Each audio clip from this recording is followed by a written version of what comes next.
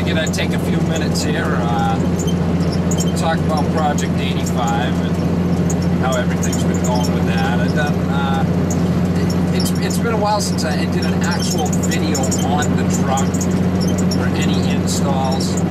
When I originally created that series, I wanted to do a video for every piece that was installed, but running into time and other issues along the way that just didn't happen. I know the most recent ones I've done are slideshows and stuff like that, the LED lights when I put those on.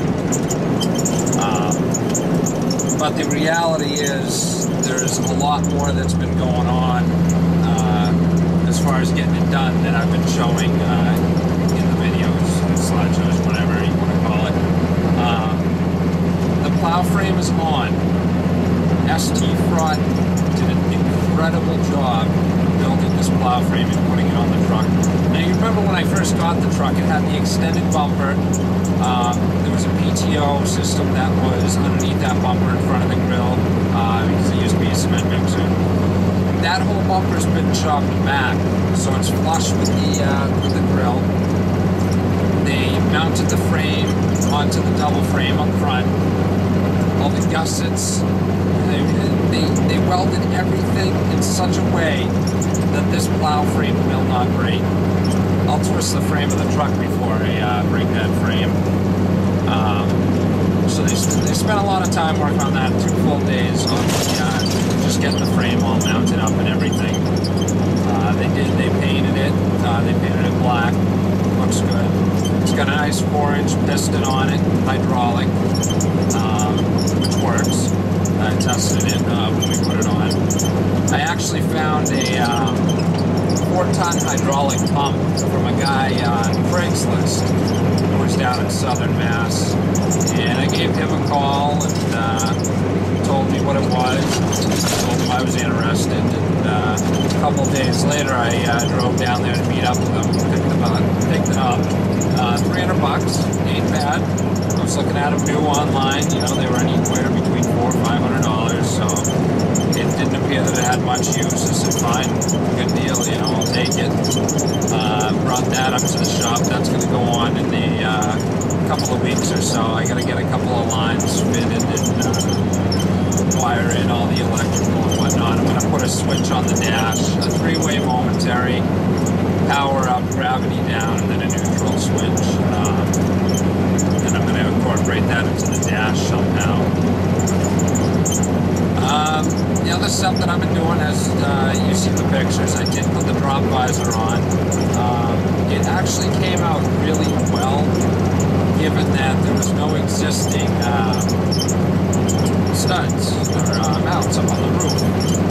There was never a visor there to begin with. The auto cars didn't come with them.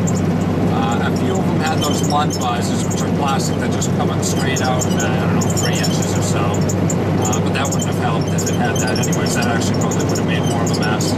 So me and Jay put it up there. We got it all lined up. We drilled the holes, played around with it. It probably took, I don't know, maybe 2 hours or so. But it's night and day difference with that truck with a visor on it.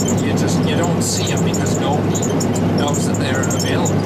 Because it's not a visor specifically for an auto car. It's for a Western Star Heritage. It's the same cab as an auto car. And a lot of people don't realize that, which is why you don't see any auto cars out there with drop visors on them. So it definitely makes it stand out as unique. Just because in that aspect you don't see it every day. So that's been put on. All the LED lights have been put on, the tail lights, the turn signals. I got to do some rewiring up front. Everything on that truck is self-grounding. That's how they did the electrical system back then on those trucks. And so, you know, there's some rust spots here and there and where the wires went. I was thinking, after this winter, you know, with all the salt and stuff, it's just going to corrode the wires. So I'm going to go through and rewire all my grounds to a block somewhere on the truck and go from there. I got 2 new front tires. The tires that were on there were actually recaps, which I didn't know. And not only that, but one of them was a different size. Well, one of them was an 1124, the other was a 1224. So I called a bunch of different places. I got price quotes anywhere between $800, $300. The best deal I found was $445 per tire, and then an additional $50 for each inner tube. So that'll be nice. Hopefully that'll get rid of that shaking problem that I was having in the front end of the highway. It was a pretty violent wobble. It was actually scary at some points. Now that's a split rim setup, so I'm having somebody come in to change those. I think they're going to charge me $20 a tire, which ain't a big deal, but I wouldn't even attempt doing it myself unless I've seen it done, 3 or 4 times. So split rims can be really dangerous.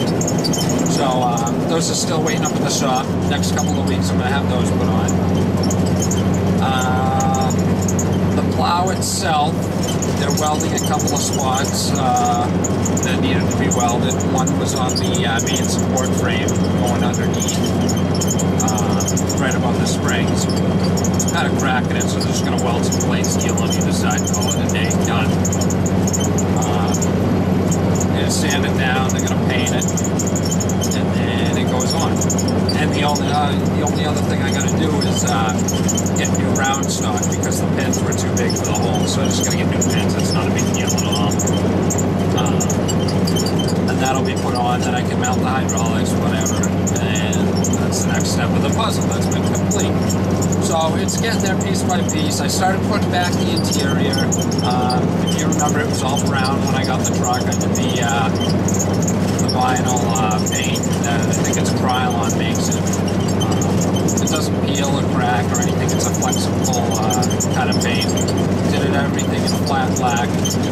So the back liner's on. The passenger seat is in. The dash is coming together. I got the CD player in there. I just need to make a support mount for the back of it so it's not wobbling all over the place. I got to make mounts for the speakers to hang up in the corners, and then I can wire in the rest of the radio, and that'll be done. Plug in the antenna and everything. So CB radio, I've got that mounted in there. I just got to wire that. I got to replace one of the air horns was leaking, so I got to replace one of them, which ain't a big deal. I've just been kind of lazy about getting one. I'll go used. I don't really care. Aside from that, the only other things I really need are the plow lights, which are going to be mounted on the frame. I'm thinking about going with the new Fisher style lights that they came out with. I think it was last year or the year before. It's kind of like a Euro design. It's got two headlights and a turn signal. So the high beam's on a separate bulb, which is kind of cool. But I want to make sure it's going to be rugged enough to withstand what I'm using the truck for.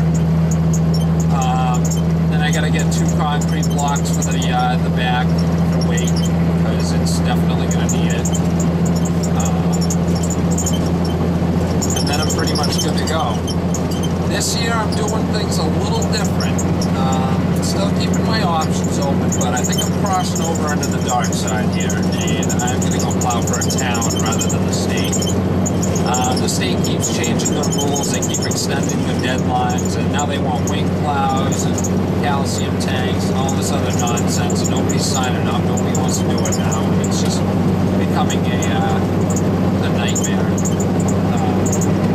So the town's a little bit less money per hour, which isn't that, in my eyes, isn't bad because all the other benefits outweigh that fact. You get paid every week. The town that I specifically talked to said, me and Jay had called them up and they go, what kind of trucks do you got? We told them the heavy spec 10-wheelers. They go, what? They go, all we have is pickup trucks. I said, okay, they go, what do you have, a 9-foot blade or something? I said, well, we got 11-foot blades. They go, what? They were all excited. They go, we guarantee you a spot. We need 10-wheelers. We haven't had them in like 6 years.